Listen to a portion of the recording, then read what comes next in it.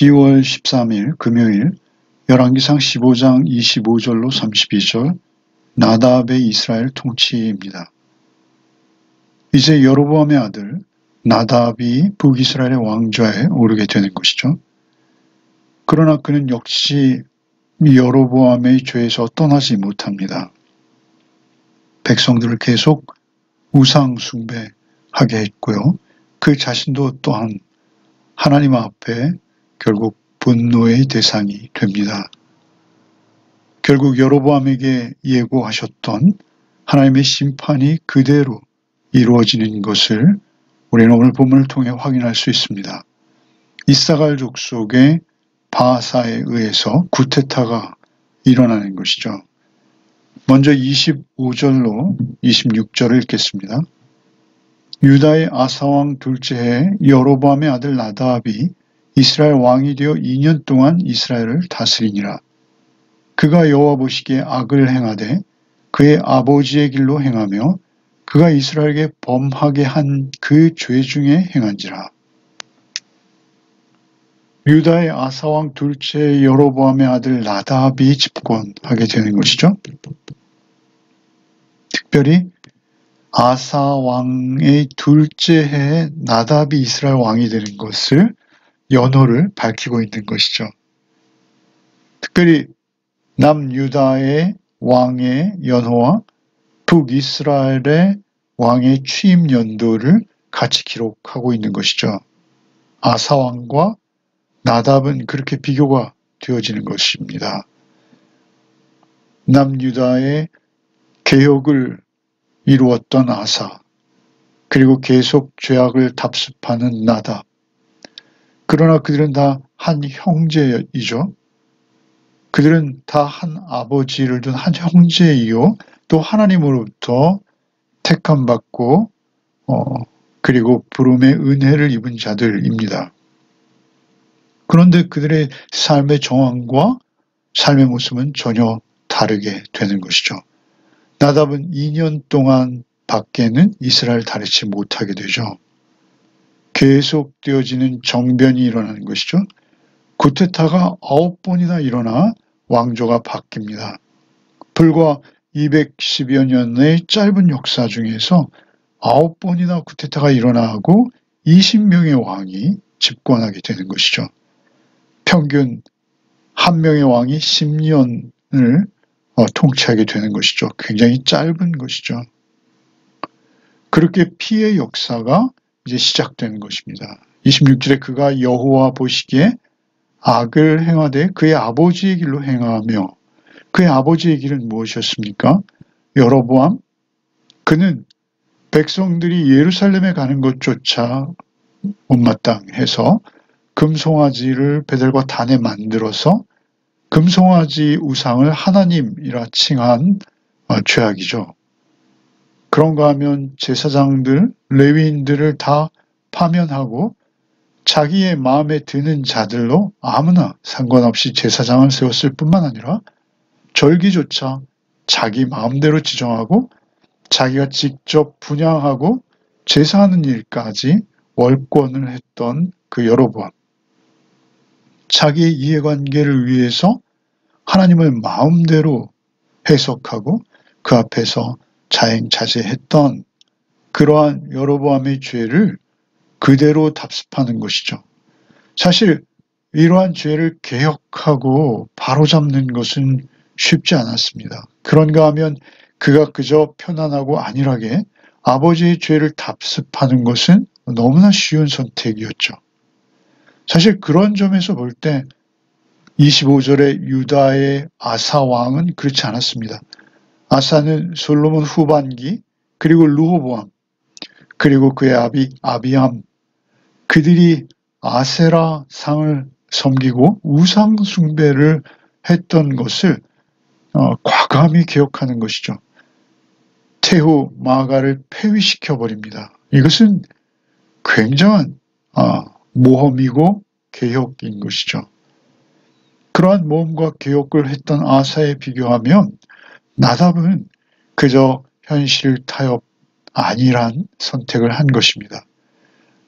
그의 아버지의 길로 행하며 그가 이스라엘에게 범하게 한 그 죄 중에 행한지라. 자신의 아버지가 범했던 그 죄를 계속 반복하는 것이죠. 안일하게 여기는 것입니다. 참으로 여로보암도 그리고 나답도 돌이킬 기회는 충분히 있었습니다. 여로보암은 제단이 무너지고 자신의 팔이 마르고 회복되어지는 하나님의 은혜를 입으면서도 회개하지 않았죠.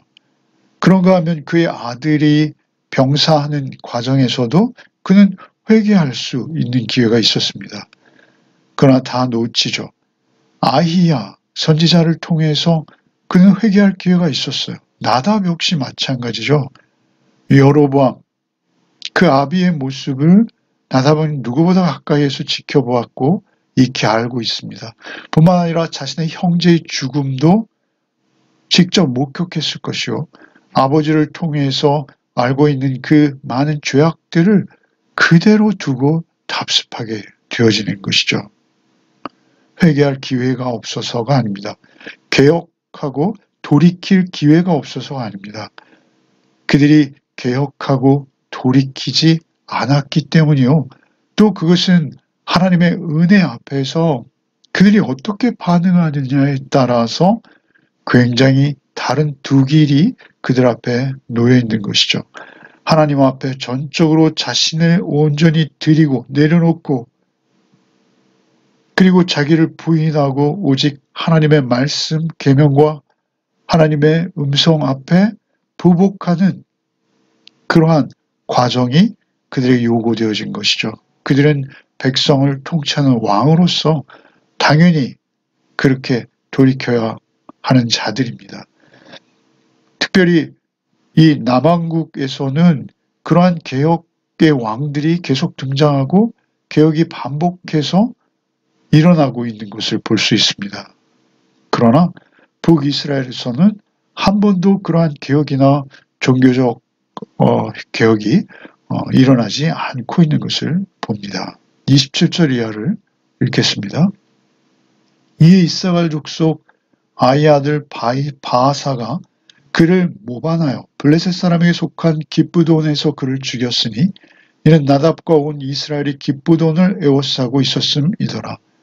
유다의 아사왕 셋째에 바하사가 나답을 죽이고 대신하여 왕이 되고 왕이 될 때 여로보암의 온 집을 쳐서 생명 있는 자를 한 사람도 남기지 아니하고 다 멸하였는데 여호와께서 그의 종 실로 사람 아히야를 통하여 하신 말씀과 같이 되었으니 이는 여로보암이 범죄하고 또 이스라엘에게 범죄하게 한 죄로 말미암음이며 또 그가 하나님 이스라엘의 하나님 여호와를 노엽게 한 일 때문이었더라.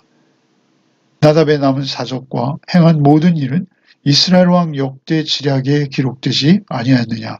아사와 이스라엘의 바하사 왕 사이에 일생 동안 전쟁이 있으니라. 27절에 이에 이사갈 족속 아히야의 아들 바하사가 모반한 것이죠. 쿠데타를 일으킨 것입니다. 그래서 블레셋 사람에 속한 기브돈에서 나답을 죽였다라는 것이죠. 기브돈에는 나답이 왜 갔느냐? 그 기브돈, 블레셋 사람에 속한 그 땅을 에워싸고 전쟁 중이었다는 것이죠. 바하사가 이렇게 모반에 성공할 수 있었던 것은 군대를 등에 업고 전쟁 중에 전쟁을 지휘하고 있던 나답을 죽이고 모반할 수 있었고 그 모반이 성공했다라는 것이죠. 사실 나답은 여로보암의 아들이죠. 세습한 왕입니다. 여로보암은 노역을 감독하던 감독관이었습니다. 그러나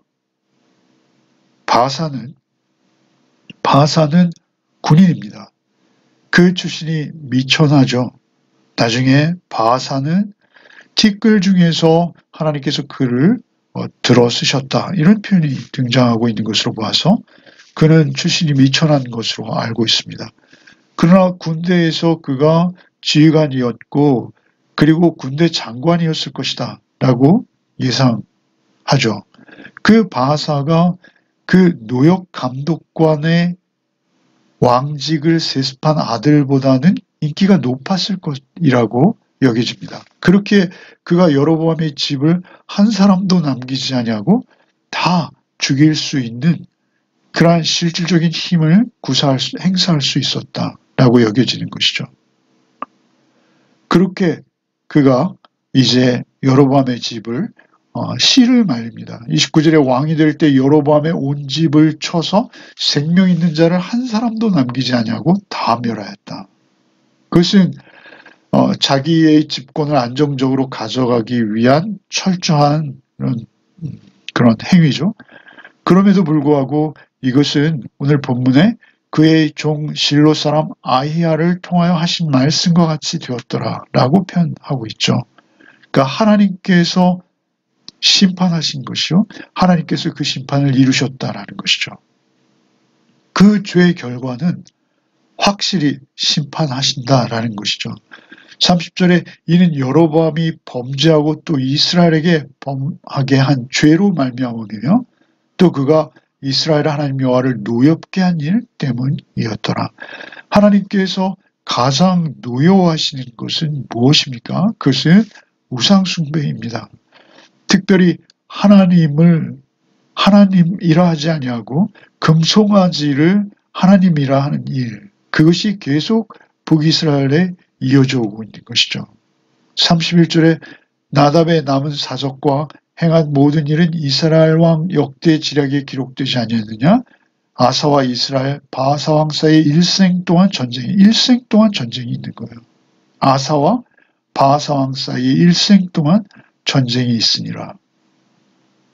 그 바하사도요.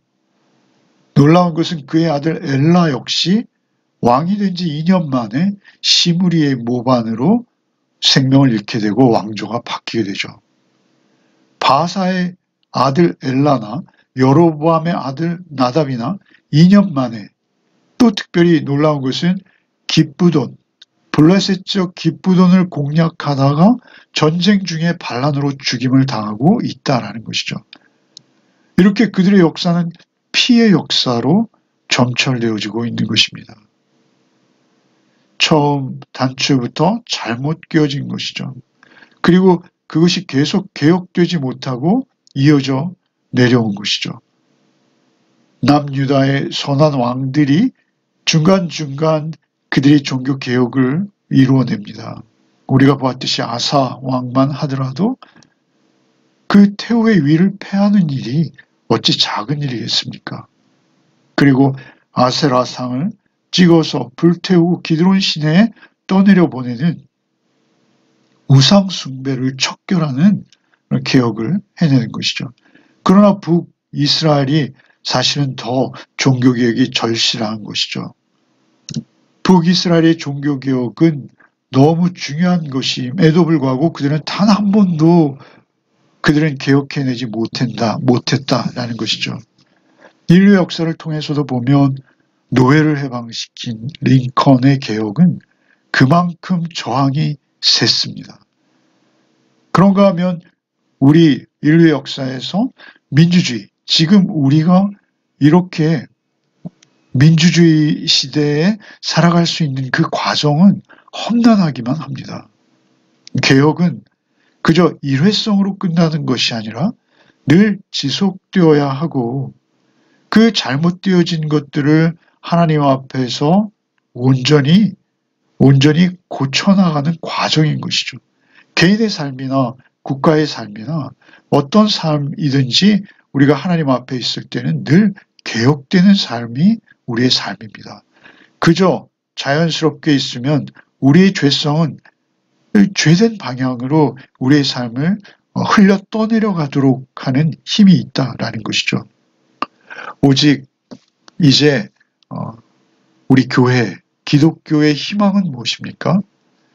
오히려 아사처럼 왕적 권위와 그 주장을 가지고 성전 청결을 이루셨던 다윗의 아들, 다윗의 후손으로 오신 예수 그리스도께서 성취하신 그 성전 청결, 그것이 우리의 소망입니다. 그것이 우리의 희망입니다. 하나님의 영원한 약속, 그것은 다윗의 집에 베풀어 주신 것이요. 그 하나님의 약속에 우리의 소망이 걸려 있는 것입니다. 고난 또는 비극적인 재난은 인류의 역사를 통해서 오늘도 지속되고 있고 계속 반복되어질 것입니다. 그것은 하나님께서 죄를 징벌하시는 과정일 것이죠. 그 질투와 진노의 하나님의 의지는 사실 유대인의 왕으로 오신 다윗의 아들, 그 후손으로 오신 예수 그리스도께서 못 박혀서 십자가에 죽으심으로 말미암아 우리의 죄가 대속되어짐으로 성취되어지는 것입니다. 그 믿음 안에서만 우리는 세상에 떠내려가거나 휩쓸려가거나 그들의 사상이나 그들의 이념에 매혹되지 아니하고 하나님 앞에서 경건히 거룩히 구별되어진 삶을 살아나갈 수 있는 유일한 길이라는 것이죠. 하나님께서 우리를 성전으로 택하시고 예수께서 성령으로 우리를 찾아오십니다. 그리고 우리는 그 정결한 하늘의 예루살렘을 사모하며 하나님 앞에 우리를 끊임없이 개혁해가는 존재로, 우리를 갱신해가는 존재로 하나님의 거룩과 경건을 향해 나아가는 것이 우리의 마땅한 의무일 것입니다. 오늘 하루의 삶을 살면서도 오직 내 안에 또아리를 트는 어떤 것도 우리가 배격해내고 하나님 앞에서 나를 스스로 하나님 앞에서 개혁해내는 말씀으로 나를 쳐서 주의 말씀 안에 온전한 순종으로 복종시켜 하나님의 공의로우심과 그의 사랑하심을 내가 받은 것처럼 또 이웃으로 흘려보내는 하루의 삶을 살아내시는 복이 있으시기를 바랍니다. 기도하시겠습니다. 주님 감사합니다. 오늘도 주의 말씀으로 하루를 시작하게 하시니 참 감사합니다. 주님, 많은 유다의 역사와 이스라엘의 역사를 통해서 우리의 모습을 들여봅니다.